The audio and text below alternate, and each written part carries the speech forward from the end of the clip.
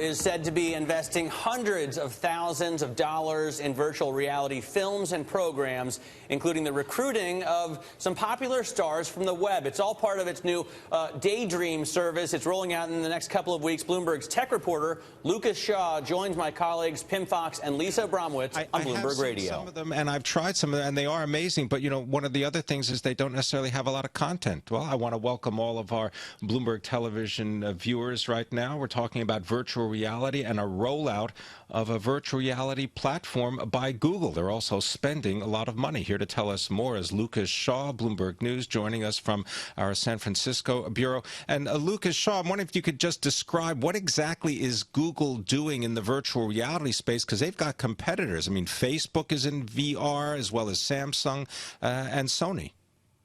Yeah. So Google's main initiative, main priority is this thing called Daydream, which is a hybrid store and operating service. So just like Android or iOS are the services that make your phone run, that will be Daydream for the headsets that use Google VR. It's also a store in that if you want to download an app or watch a movie, you'll access that through Daydream. What makes Google a little bit different from someone like Facebook that you mentioned is that Google is going through your mobile phone.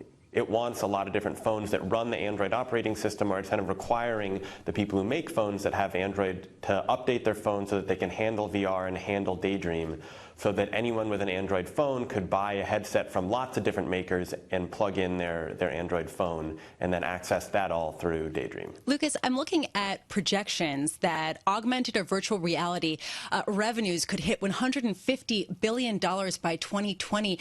Are we talking about virtual reality video games? I mean, what could possibly spur this kind of revenue generation?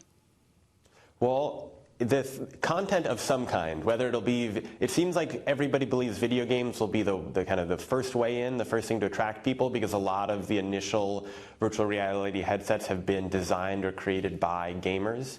But there's investments being made in short films, in 360-degree videos, and then there's all sorts of industries that are more kind of commercial businesses that people think could be useful for VR, that VR could be useful for, whether it's retail, real estate, medicine. That's not something I've reported on as much, but there are a lot of different applications. Well, with Google, though, if they're looking for a phone-driven virtual reality experience, and you're talking about headsets, is there going to be a headset attached to your phone?